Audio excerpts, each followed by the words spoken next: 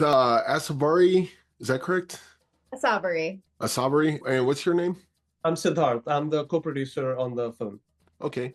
And you guys made a short called Creatures of Chaos, a 6 minute short. I don't know, I got different things. It seems like it's about kind of mental illness, but it could be any number of things because I think it's broad enough. It could be about anything you're holding inside, whether it's mental illness, whether it's a secret, whether it's a personal burden or shame, or could be any number of things. Yeah, this is a really beautiful short. What started this whole thing? Yeah, that's a great question. And to your earlier point, for us, it definitely did stem from wanting to talk about mental health challenges and the shame and stigma surrounding it. Sid and I, we both grew up in India, and a lot of Asian cultures tend to have a lot of shame and stigma attached to mental health challenges or discussing mental health challenges. And there's a lot of dismissal and equating someone with mental health challenges to being someone that's weak, that's unable to like function, which I think that is a very incorrect view. And as I moved to the US, I felt like people were a lot more open in terms of talking about it, which is not to say that it's a thing that's solved, but that's like the genesis of it. And I used pottery as a practice to center myself.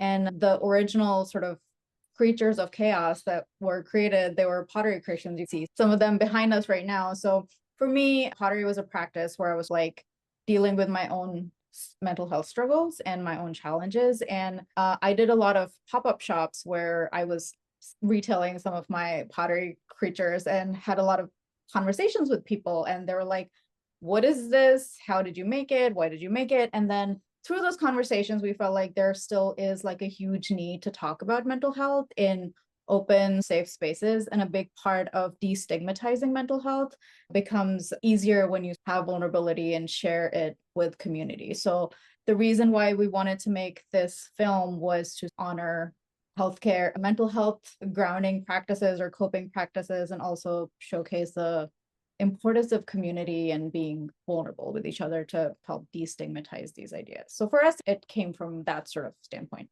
Yeah, the stigmatization of that, it's definitely trending towards more acceptance. If you have cancer, you don't pull yourself up by the bootstraps and get rid of cancer. You have to treat it. And even with mental health, like even though it's trending that way, it's still not solved. It's still something you have to deal with. And in your short, you kind of address that because they didn't get rid of their creatures of chaos. They've just learned to accept them in a different way and be able to cope with them, which I think is a really great message in there.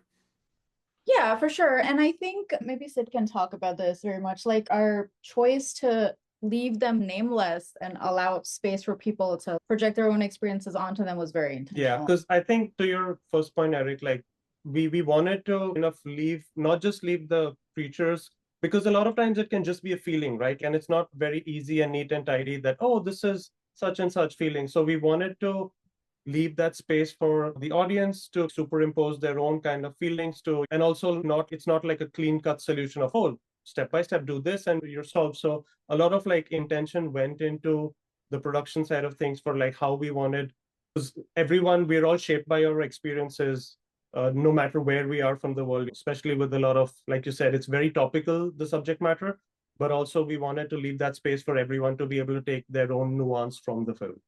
Yeah. And I guess talking about like the nuts and bolts of making the short, I've dabbled a little in animation and it's not easy. It takes a long time for one person. And what kind of crew did you have and what kind of timeline did you have? Because this is 6 minute short and even a minute takes an incredibly long time, even with the technology we have today. Oh yeah, I really appreciate that you appreciate how long it takes to make an animated short. And so we also Tart, me and our co-writer Shivalini, we also run an animation and design studio together. So part of making this film was understanding the production challenges where we're doing a lot of client projects, but putting our sort of downtime towards investing in this film.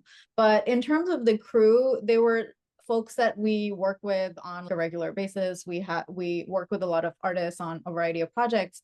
From an art direction standpoint and a co-writer standpoint, our creative partner Shai was really heavily involved in the sort of initial stages of the film, and her background is in graphic design. So she brought like this whole sort of like collage aesthetic to the piece, which I think is very representative of how layered and fragmented the world feels when you're experiencing these challenges and how they tend to get in the way. And in terms of design and animation, our character designer was Lissa Diaz, who's actually a former student of mine, which was really lovely to have her on the project. And we gave her the framework that, these are the characters we created in clay, and this is how we want these emotions to move and feel. And we gave her space to really figure out what those characters would look like. And in some ways, the design was heavily informed by how clay moves and how clay feels like squishy and amorphous, and it can change and morph as you play with it, as you apply pressure, as you remove pressure. So a lot of that informed the design. In terms of animation, we worked with this artist called Catherine Dollymore. She's based in the UK, and we've worked with her on some of her previous projects. She's a really fantastic 2D animator.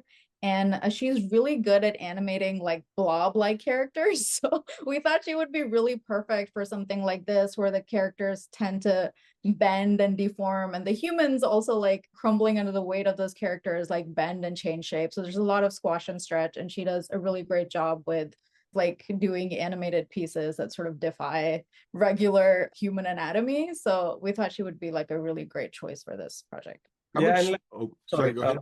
One of the choices in the film also, like to your point about the production aspect, was like kind of we realized that we wanted to remove dialogue from the film. And so that's when we realized that, like, apart from the beautiful visuals and like the striking design language that we are trying to create, the sound is also going to play a very key part. And so we were really happy to have Wesley and his team at Sanctus just splash their dose of magic to the film. That was really amazing. So I think having a team from across different parts of the world really helped bring everyone's experiences together and and add value to the especially since the process was like very staggered. Sid mentioned it was a lot of start and stop. So the total production timeline, I would say, was 2 years, but we weren't working on it continuously for 2 years. Yeah. So it did take a very long time, but it was not like 365 days, 24/7. So we tried to offset it with other projects that we're doing, because this was definitely a passion project for us. Yeah.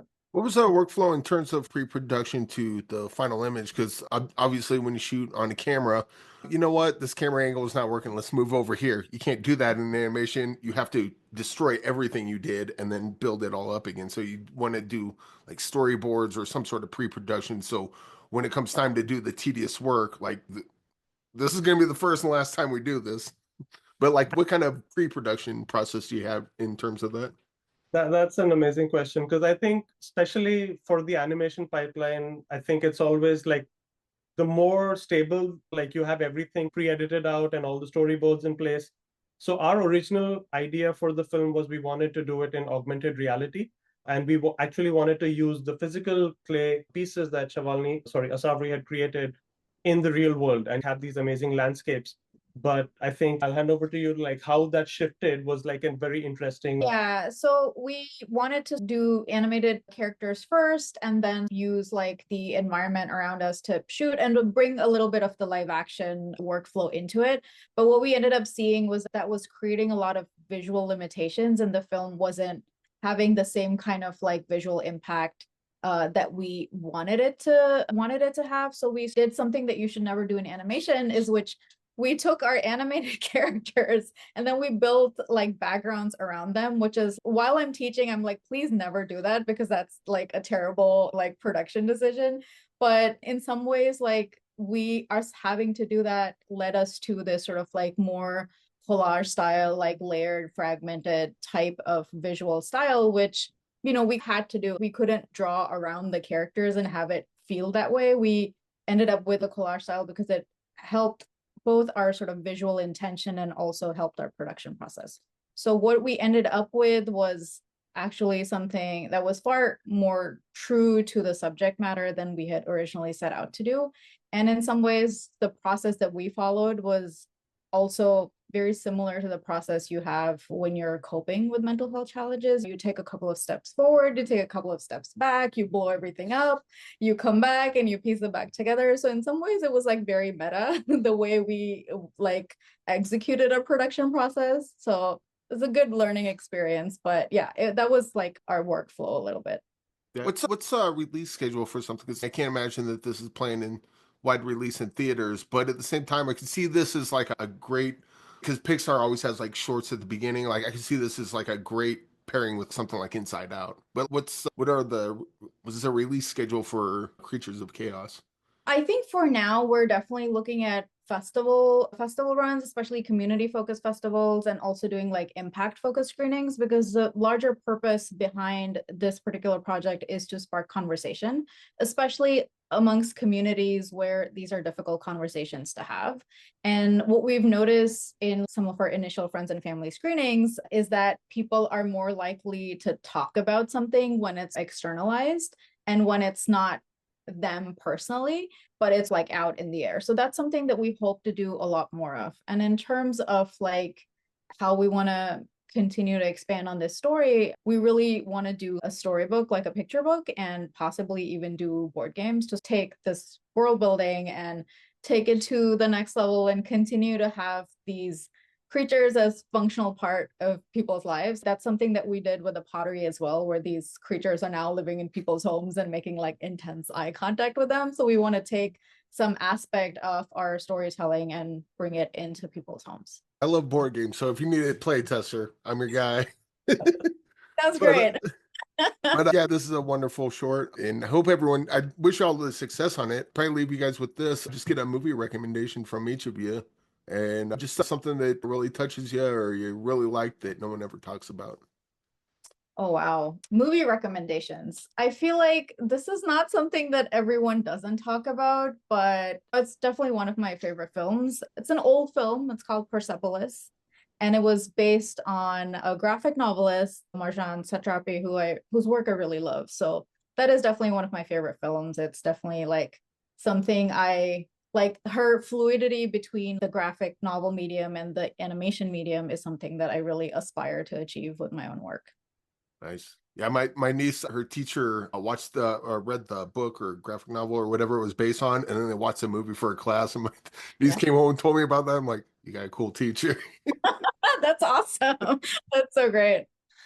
For me, I think mine is like a very mainstream one, but I think why it spoke to me a lot was the HBO show Succession, because again, from my background of business and like having worked in different parts of the world, just seeing like how brutal the world of business can be sometimes, and how I think, especially again with some of the mental health aspects of, because a lot of times in business it's just so you're supposed to suck it up and face everything. But I think what we've been focusing on as our own creative studio, like we've been creating a lot of short films around subject matter which is sometimes not as mainstream, but I thought that show like really handled the personal side of things along with the business side of things very mainstream. I don't think it's like unheard of, but like in some parts of the world, people I still come across in conversations that are like, oh, I don't know about that show. So yeah, that would be wild to me that people haven't seen Succession. That's pretty crazy. Yeah. But yeah, that would be my suggestion. I think people, and to that point, I think people forget that we're a global community now. And so it's like, oh yeah, everyone knows about it. So, no, that's an American thing. People outside America don't know about that. You know. Yeah. Also, and every different country kind of has that. Right. It definitely, I think if you look at India, then other like mainstream Bollywood stuff might be more of a part of the zeitgeist than like American films, unless you're looking at something that's insane, Marvel, that has like a sort of global distribution strategy. Yeah. Hopefully Creatures of Chaos will have that kind of ubiquity. And we can cross our fingers. Thank you so much. But yeah, thanks for joining me today, and congratulations on your movie. Thank you so much. Eric. Thank you for your time. All right.